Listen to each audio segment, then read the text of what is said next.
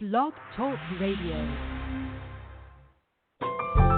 Welcome to Last First Date Radio, featuring interviews with experts in dating, relating, and mating in midlife. And now, here's your host, Sandy Weiner.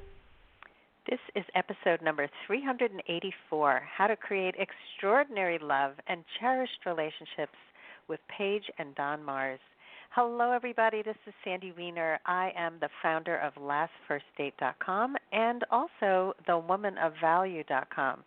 So go check out, when you're finished listening, go check out my other podcast over there at thewomanofvalue.com. And that's for women who are ready to step more fully into their value in work, in life, and in love. So welcome to Last First Date Radio, where we believe it's never too late for love and that a woman of value naturally attracts the respect and rewards that she deserves in life and love. A woman of value is someone who shows up, stands up, and speaks up because she knows her inherent value and she knows how to be kind in her interactions. Every week I bring you a tip on how to become that woman of value, and this week's tip is embrace your beauty. We have so much trouble embracing who we are, what we look like. We find all the flaws. So my challenge to you this week is to embrace what you look like, the beauty within and without, because we all have it, and we're so hard on ourselves. So be kind, be compassionate to yourself, and embrace your beauty. And before I bring on our guests, I want to invite you to join my free Facebook group. It's called Your Last First Date. Don't forget the your. And this is for women who are over 40, who are ready to really learn the tools, the skills to be in a healthy relationship. This is not a place to vent and complain and whine and be a victim. We all have difficulty in dating and relationships, so, you can air your grievances, but this isn't a place to dwell there. It's a place to grow and become healthier and find your last first date. So join Your Last First Date, and now I'm going to bring on my guests. They are happily married for over 30 years. Paige and Don Marrs have also worked together since the day they joined their lives. They've co-authored 2 how-to memoirs, both of which teach through story. One is called Grabbing Lightning and Executive in Passage, When Life Lets You Know It's Time for Change. Let that knowing lead you. For the past decade, they've offered their relationship program, The Love Conversation, which teaches core principles and methods for making the quest for love less messy and has helped countless individuals create extraordinary love in their most cherished relationships. Welcome to the show, Paige and Don. Thanks, Sandy. Thank you for having us. Very happy to be here. Thank you. So I would love to hear a little bit about your relationship. How did you meet? How did you create this extraordinary love together? I mean, it's not easy to work together, I can tell you that. I worked with my ex-husband for many years, and it can be challenging. So, tell us about you. Yeah. Okay. Well, it's actually a little bit, the story starts in many, many places. I guess I'd like, if you'll forgive me, I'd like to start a little earlier than we met. We just we had met in the book is about how we got together and that this amazing relationship we have. But it started with I was going through a very, very difficult time, and I had a disaster in my career, and I was just horrified. I was felt like I'd come to the end of the road in myself, And I went home and I closed my eyes, not to meditate. I wasn't meditating at the time, but I just wanted to find some solace, and I suddenly felt myself just hurtling down a dark channel. And I thought I was going to die. It felt, and then it kind of like catapulted into this incredible love. And I was out of body in this divine experience of love. Everything is love. The universe is love, the earth is love, I'm love, you're love. And then I got these little vignettes, a whole series of them, showing how many times in my life I had avoided love or damaged love or made a fearful choice that kept me from doing things. And I realized that the thing that keeps us from feeling love is fear. And I come out of it. I had to begin again. I had lost my house. I began again. So I started a company that was based on love. And Paige, I met Paige because she became in as a client. But she on her own aegis had created, her position was that she wanted to commit herself to having a loving business. That was the bedrock on which her business was built. So that's how we started. Yeah. Oh, so cool. So basically I called him up and hired him. Yeah. And then about probably maybe 6 months later, that phrase you used, we joined our lives, that happened about 6 months later. So it's kind of a wild story, which is what actually the story that's told in Grabbing Lightning, and why the subhead of that is the messy quest for an extraordinary love, because the quest to get there was messy, and sometimes that derails people, and so that's kind of how we started. Yeah, that's exciting. I mean, it's and I love. I mean, it's also what I love is, Don, that you came to that crossroads, which felt like the end, and you were able to see the light and the love. And I think people don't see love as their birthright, as something that's actually happened and happens all the time in their lives. Yes. And so are there ways that you help your clients, patients, to find the love that already exists and the ways that, they've missed it? Absolutely. I'd say that's the core of what we do. It's with clients and people who we, when we do workshops. But it's very much about this two-part or two energies woven together. Part of it is the understanding that love is, like you said, it's our birthright. We're hardwired for love and connection. People who have a spiritual orientation would see it as as the human manifestation of something larger, a transcendent love. And then so there's the opening to that and being aware of it in many, many different ways in working with people. As you know, as somebody who works with people, it depends on what they're going through is how you teach that.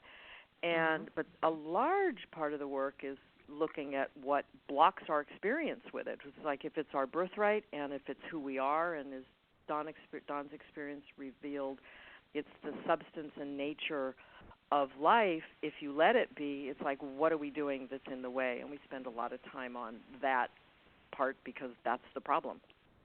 Yeah. What's an interesting thing to follow that up is that love is it's something that's very different than we think it is. We think it's kind of like, well, let's see, I got a dog and I've got a house and I've got a good job and I've got, I love my wife or I love my husband and we're going on vacation. It's like one of these 6 or 8 things that we have in our lives when you make love the sort of the focus, amazing things happen because love is extremely powerful energy, and it keeps growing and growing with each little problem you have. If you work out the problem right then, it's amazing the energy in simply loving, and we don't understand that. And that's what we're sort of reaching for here with this extraordinary love, that we're all capable of that. It's built in. It's one of our birthrights. And we simply we don't know how to heal those little disruptions that we have that end up destroying our relationships. Yeah, that's very well said. And I think that, we also have these crazy fairy tale ideas of love, and it's going to hit us, and we're going to know the minute we see the person, and we're going to have butterflies, and it's people are looking for the wrong things, and they're tolerating the wrong things, and they have no idea how to resolve conflict, and it's just, it blows my mind because, I was there for sure, and most of us grow up in homes where we don't have it modeled for us, right? Yep. Yep. So let's get into what is extraordinary love. Tell us how you see that. We're looking at each other, going, "Who's gonna answer that?" Don pointed to me before I pointed to him. Well, I think that's the extraordinary love right there. Yeah. Well, one of the characteristics is of at least our relationship is that we are both 100. And if you could be 150%, if you could be more than 100% committed to something, we're 100% each committed to the fulfillment of the other person.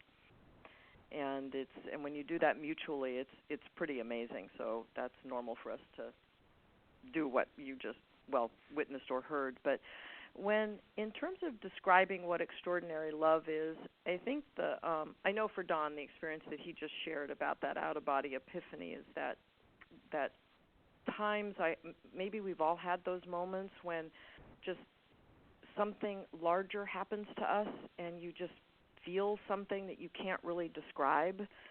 And so in a sense that's extraordinary love, but then extraordinary love in a relationship is how do you be with that, how do you open to it so that it becomes your natural way of being. And again, as we've talked about, getting rid of all the messiness that gets in the way.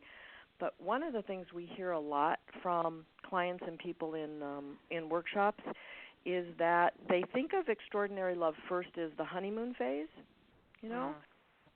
or as the fairy tale. And most of us by now say that fairy tale of happily ever after is just a fairy tale. It's not true. We actually think it is true, but not the way people think it is, and not how. But that part of the honeymoon phase, what people think of as a honeymoon, and part of that's hormones and the newness and all of that. But there's also a part of it that seems like it's a gift of love. It's like you don't really do anything to get that. Maybe that's related to your saying it's our birthright. But a lot of people want to get back to the honeymoon phase, and we think that that's kind of a low goal, a low bar, because the honeymoon phase is just a taste of what we're calling extraordinary love.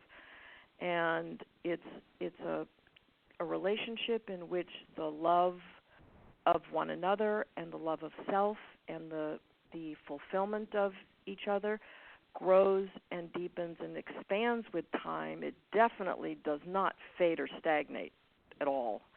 But that doesn't mean there aren't disruptions and there aren't problems. As a matter of fact, one of the core skills we would say that one has to have a relationship that you could characterize as extraordinary love is the ability to face the normal, natural things that come up in a relationship, both from the patterns that we bring in or the circumstances life delivers, and how do you deal with those things in a way that you actually become closer and more intimate. And most people don't know how to do that. I have an experience here that comes to mind while she's talking about this. We had, as Paige said, we moved in together I think it's closer to 5 months or 6, but we moved in together and we're in rapture. And I would say within a week or 2 or 3 or something, she said something that really got me. I happen to be I'm not anymore, but I was a highly defensive character, and what she said sounded like criticism, and I spoke to her very sharply, and I saw her crumble in front of me, and I said, and I think I stormed out of the house or whatever. We had a tiny apartment, and Paige said later that she was out organizing her socks in a drawer in the other room while I was playing. To calm down. But my experience, this reminded me of countless, not countless, I didn't have a lot of relationships, but countless times within a marriage that ended for me, where I would get angry and I'd go into a hole and I'd be silent, and then the one who held the silence longest won.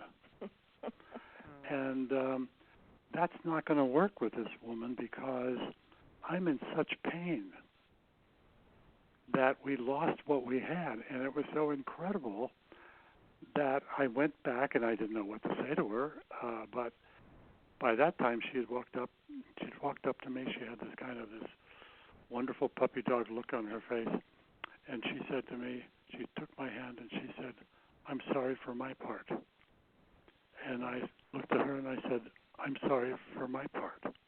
And we embraced, and that we learned right there that if you want to sustain your love, you get rid of those things that separate you. And they flood you during a busy week. Is to keep remembering to restore the connection you have, because we didn't. Later, we talked about, that I'm defensive, and her reminded her of her father, the way he sometimes would jab at her, but it's these things, little things. They're just one example of the countless ways. And under that, I realized later, both of us realized it was fear. I was afraid that she was not when she was critical of me, I was afraid that she wouldn't love me because I did that.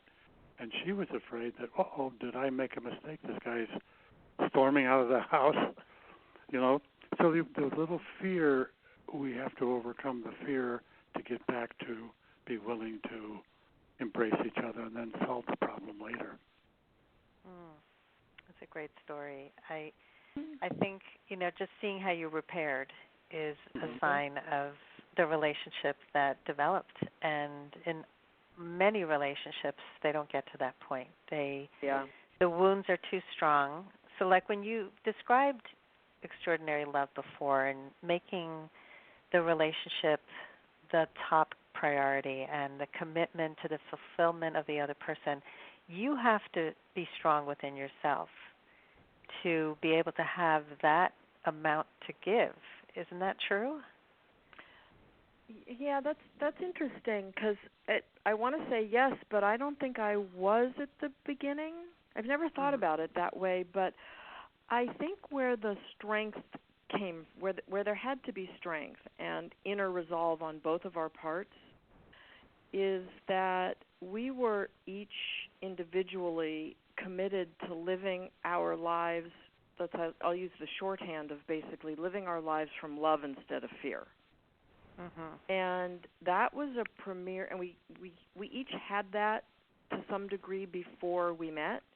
And so bringing that into the relationship, I think the strength came from that commitment. I mean, I remember times when it took us about 5 years, I would say, to figure out really our best way of handling all that touchy, yucky stuff that happens that threatens the love or that blocks it temporarily.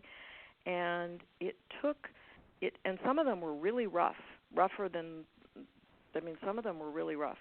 And just because of time, I won't go into details of it, but there was something I remember one time. I don't remember what the problem was, but I remember this is probably about 3 or 4 years into our relationship, where it's like we kept on barking at each other. The stuff was rough for a couple of days, and we kept trying to repair, but it just kept falling out. It wasn't fixing. And I remember thinking I could not figure out a way to really talk about what was going on inside of me, which was very painful and scared, in a way that he wasn't going to get defensive in response. It was like I couldn't, like everything I tried didn't work. And I remember standing in the kitchen one time and feeling this like deep, like a pole this pole, meaning like a rod of strength, bolting from my head to my feet, from heaven to earth, that was like, I'm going to figure out a way to have this conversation in love no matter what. It's the most important thing. So when you talk about the strength in myself, it was like that. I think that kind of resolve needs to be in each person. And as a matter of fact, a lot of times we say it only takes one to turn a relationship in the right direction. It really does, because it's and most of what we teach when we talk about teaching relationship skills and stuff, most of it is something that an individual needs to learn for themselves, and then it gets played out in your togetherness. So I guess that's how I would respond to about where the strength. But I was a mess in many ways. I've become so much a better person because of the context of our relationship. Yeah, and I think, and I'm glad that you clarified that, because I think a lot of people feel that they have to be all, actualized and, all cooked, basically, in order to, in order to have this kind of relationship. And I think, what I'm hearing is trust is a big part of it, learning to trust each other, knowing that, your love for each other was greater than the fear. And we all have our wounds. When you see somebody act like a 3-year-old, you know where it's coming from. And once we can look at ourselves and say, okay, I get it. I get where this is coming from, and I'm willing to see my part, which is what you said right at the beginning. I'm sorry for my part. And I have to say, like, just before, my son lives with me. He's 28, and he's building his wealth so he can move out. And he, but you know what? He's really helped me in many ways to have this kind of extraordinary love between a mother and a son. And just before I do a lot of the prepping of the food and the shopping, because my career is more flexible than his. And so he had a day off today, and I'm sitting in the kitchen. I'm making salad, and I said, "Can I get your help to help me with this salad?" And he was like, "I really don't want to get up. I am so tired, and I don't even want salad, so I'm not going to get up." And then about a minute later, he said, "I'm going to help you." And he came into the kitchen, and he said, "What do you need?" And then later, when I was having lunch, he said, I was thinking about it, and I know I'm going to eat the salad, and I really appreciate what you do and how you help, and it was no big deal for me. I mean, that was just like so kind, and I was able to say to him, that provided me with so much support, because I feel like, when you do that little bit, it just creates so much more generosity on my part that I want to do it more. So being able to have that conversation, to be able to have him think about me and not just himself, there's just so many elements that we've learned about each other, and I really just so much appreciate the relationship that we've developed. Yeah, I love that you brought up your son, because, even though, like the book Grabbing Lightning, The Messy Quest for an Extraordinary Love is definitely about a relationship between lovers. But it's the work, though, and people we work with, it is any relationship, really. And anybody who you want that kind of long-term, intimate closeness with. And I love that you have that with your son. And the other thing you said that's really beautiful that I don't think we thought to talk about is that when you talked about that you appreciated him, and you told him that what you appreciated about that, that's one of the things people don't realize, is that withholding appreciation actually causes a huge amount of stress in yourself. And you watch it with couples, or in a anything where people are together, and you do an exercise where you give them a little format for how to really express appreciation that's more than "I appreciate you" or "I love you," that kind of thing. It's like, that's not enough.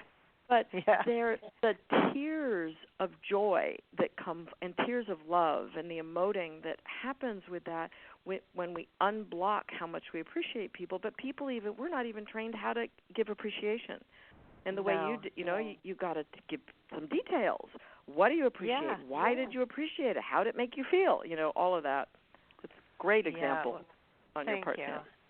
Yeah. I learned a lot about that in coaching school, by the way. We had an exercise where we had to stand opposite our classmates and tell them what we appreciated about them, and everybody was crying. I've used this in my retreats, because we hardly ever hear someone reflect how they see us.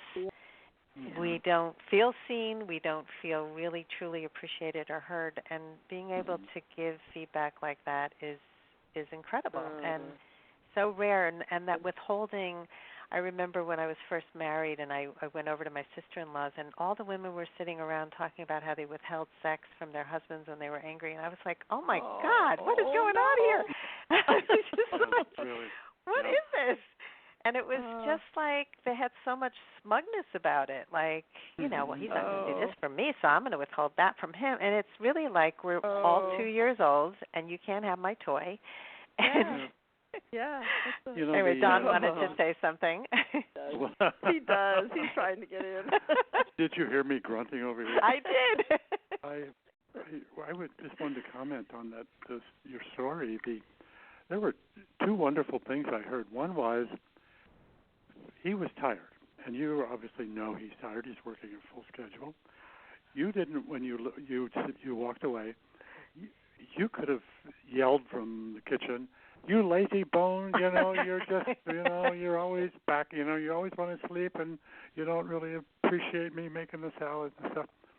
You gave him the room to realize that the trust you two have, it's okay if he wants to sleep. It really is. He is tired, and you were happy to give that to him. But then, because you were so much that way, he was able to respond in kind. And come on, I'll help you. So it's that reciprocity that deepens and deepens and deepens with time because you didn't go in and bitch at him. Oh, well, thank you for that reflection. And nagging does not work. And, having somebody do something out of obligation and not really from a personal choice where they feel a sense of love and the desire to give, it's just so much healthier to have it come from that place. Yeah. And you have to be able to find it in yourself to do that. Yeah. When you mentioned your work with women of value, and as you guys were just talking, I was thinking that, and even your question about having the strength in yourself. And one of the things that develops in the, I sometimes call it our usness, because context is kind of a academic word at times, but in the context of the relationship, in this other entity that almost forms, that is us, that has a particular characteristic. One of the things that we found developing, and I'll just speak for myself, is that I understand now that I'm lovable the way I am, and I understand that I'm trustworthy the way I am. And because a lot of people think in terms of loving and being loved, but this thing about, am I actually lovable? Am I trustable? Am I good enough? Am I whole enough? Am I enough? And I think a lot of the negative manifestations that we have, the quipping and the subtle jabs and the criticisms and all of that, the pretending things are okay when they're not, the going silent, the argue, all of that junk that's normal in most relationships kind of comes all from at its base is a fear of not being lovable and a fear of not being enough. And I think in a relationship where the two of you are committed to, we didn't go into this committed saying, well, we're committed to healing our fear together, but that is what we've done. We did that, though, and we keep doing that.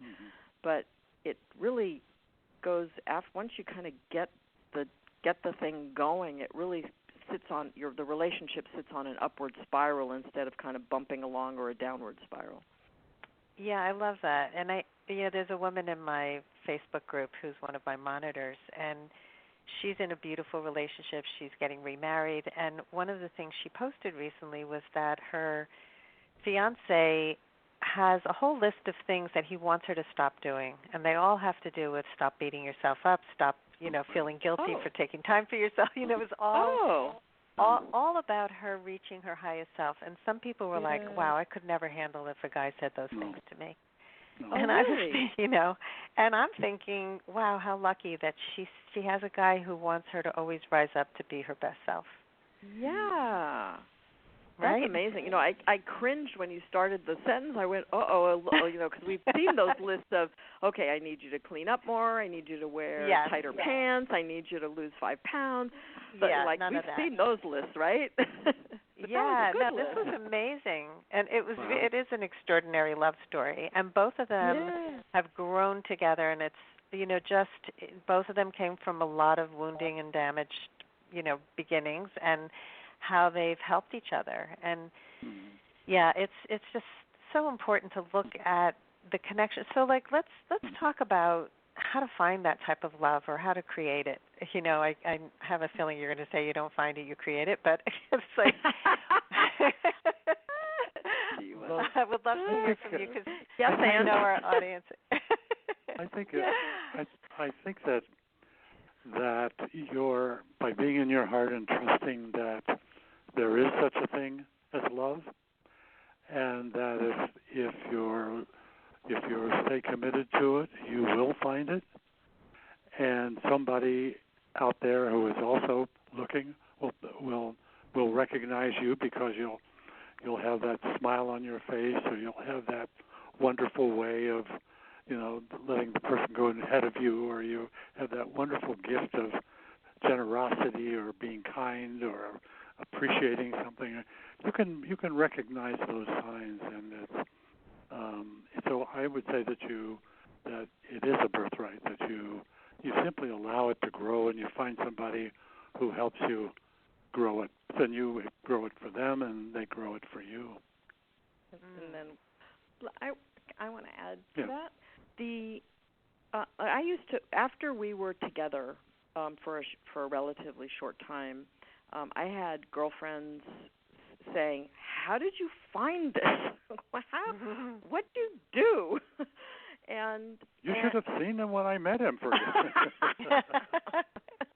Well, there's that. But no, we were both not who we are now. I mean, my gosh, you ask our family members. We do have a couple of close family members who will remind us truly in the loving best way, and say, "Wow, you guys have grown so much." I mean, really, there are those who are, anyway, like the really good ones. But anyway, what I was going to say is that I said, you know what? I think that what created the conditions for us to, first of all, there's finding the person, and then there's creating the love, and opening to and creating the conditions in which the love flourishes. I think you do. So you got to run into the person. Right. But there's, how when you watch, I've never done any kind of figure skating, but when you watch figure skating on ice and how fluid and beautiful and graceful it is, and if it's like people sometimes see a great relationship and they go, "Oh, I just want to be fluid and graceful and all this stuff," and what they don't know is inside, first of all, there's an enormous amount of practice that goes on, but they've worked their butts off in their inner world, in their bodies in this case. Their abs are strong. They know how to whatever. I don't know what they do because I've never done it. But it just strikes me that there's an enormous amount of inner work that we have to do, both before you find the person and throughout the rest of your life together. And it's really, I think that's what creates, that's probably, 80-90% of what creates it is who you are inside yourself. Are you aware of your own negative patterns and getting over them? Are you being generous even when you don't feel like it? You know what I mean? It's basically, are you able to act from love instead of smallness? And I think that's what creates the conditions in which the person can be in your life and come into your life. And when you bring that personal responsibility then into the relationship, then you have the soil for it to grow. And God, I'm mixing metaphors from ice skating to playing skike. I just heard that. Well, I was just thinking I love it. Go on. You were saying that it takes some work, but it's also it's love work. It's like sitting down at a banquet is work. The riches, the bounty of the work you produce, of simply resolving these nasty jabs that might come up suddenly, and just to resolve them in a loving way. you can feel good all over from that. It's not really work. You know what I just thought of? I've never thought, because people always say, does it work? I've never thought of this word before. It really, we would never say we work in our relationship, but we are deeply engaged and active in our relationship. But it never feels like work. So. I like that distinction. And I think that's what you hear all the time. Oh, it's so much work. And, marriage is work. It's like, ball and chain. There's just so many negative ways that people see relationships and so much misunderstanding. But I like that deeply engaged and active. It's a consciousness. It's a consciousness and an intention that you set to make the relationship work. And also to really just deal with your own crap, Exactly. That's what Sandy, that. We call that. You know what that is? We have a phrase. In that phrase, or in that the story I told you about one of the hundreds of them, where I went silent and Paige came up and said, "I'm sorry for my part." The amount of courage it takes for her to do that, to, in a sense, humble herself to the love. And for me, I always would resist. I'd always win. I'd always say I had to what we call bust yourself. You really have to call yourself, and you say, "All right, you stand up and you be here for this." You can't cop out with your silences, and you simply bust yourself. You give in to being open and accepting and and I had vulnerable. But in that story, though, I had to do the same thing. You don't go be angry or hurt and then go say, "I'm sorry for my part." I would not. You say, before you say those words, I'm like, "Oh my God, what just happened? What did I do? What did he do? Why am I reacting so strongly?" So there's a whole inner process that goes on that we playfully call, "You got to bust yourself." And it actually, if you do that to yourself, one of the side benefits is that the other person is less likely to come at you with knives because you're self-reflecting. But I have to admit that after we learned to master that, and we were kind of much more engaged with each other in a kinder way, she would say, "I'm sorry for my part," and I'd say, "I'm sorry for your part too." And we both have fallen. We fought laughing. Fall Yeah. We thought you can't do that unless you're really past it emotionally and it's playful. Yeah. Otherwise, you're going to go right back in a hole. Exactly, and that is part of extraordinary love. I think is to also be able to laugh, at yourselves, at the foibles, at the ridiculousness sometimes of what we get crazy about. And I have seen like the most successful couples are still laughing together many years later. Yeah, that would be true for us, more so than before. I can hear it. Yeah. Well, you two are extraordinary. This has been an amazing conversation. I wish we had more time because there's so many other subtopics we could go into and how to have those conversations. And we'll have to have you back so you can go deeper into some of these areas. Great. But tell us how people can find you. Okay. 3 at the moment. 2 ways to actually find us personally. One is we have a website, theloveconversation.com. So that's those 3 words, theloveconversation.com, spelled just the way we spell them in English. And we do a periodic newsletter in there, and actually right now it's called Field Notes. We're about to change it to Love Notes, and so somebody can get on the list there. There's also a contact form there that if somebody actually wants to send us a note, we are very responsive with people. And then we have a Facebook page called The Love Conversation. So however I think you just Facebook.com/The Love Conversation, I think it is, but anybody on Facebook knows how to find a page called The Love Conversation. Yeah. And then we'd love for people, of course, to check out either of the 2 books, but the more recent one is Grabbing Lightning, The Messy Quest for an Extraordinary Love. it's one of the things we hear the most that we're very proud of is people say, well, I thought it was going to take me a month or two to read this given my schedule, but 2 days later they're back going, oh my God, I couldn't put it down. So it does read like a good novel for most people, even though it is a true story. So that's where they find the book. That's great, and stories sell. Story sells the process because we can understand it, we can remember it. So that's great that you told your story. Yeah, and the story, by the way, in that book is the story of how do you find it, how do you create it? It's that story. It's not the story of our relationship. The relationship itself it happens at the end of the book, and the epilogue goes into what happened. As a matter of fact, the epilogue is the result of early readers, manuscript readers, asking us questions. And our favorite question was, did your relationship go from bliss to bliss to bliss, or did you run into the usual crap? So I think we know the answer to that. We do, and we talk about that there. So anyway. Yeah, well, it's great to reveal the crap, because otherwise you're not relatable, and people will say, well, I can't have what you have because you're just perfect, and I'm not. Oh, not even close. Not even close. We really created this.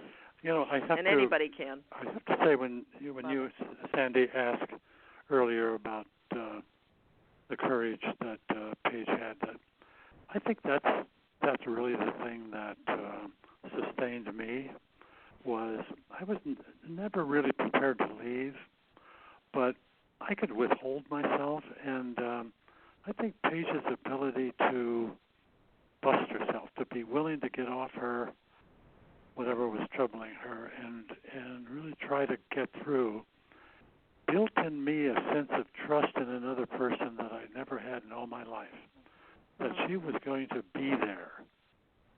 Suddenly, and that's one of the amazing things about extraordinary love, is when that other person behaves in an expansive way, you suddenly expand, and I'm more. I think I'm more whole than I've ever been, and increasingly so, because it's a reciprocating. The love is eternal in nature, so it's going to keep expanding. Well, I love that. Eternally. And, that's beautiful appreciation, which is what you were talking about before. So you just modeled what it is to really appreciate a partner and be very specific about what she brings to your life. So thank you so much. Okay. And thank you. Yeah, good luck with your books and your work, and thank you for doing this beautiful work in the world. You're welcome, and thank you too. That. This has been a great conversation. It's fun to talk back and forth like this. I'm sorry it's over. It's over. Yeah. I loved it too. And thanks everybody for listening today. If you love our show, please rate and review it wherever you listen to podcasts. Apple Podcasts would be my choice. And we hope you go on your last first date very soon. Have a wonderful, wonderful day.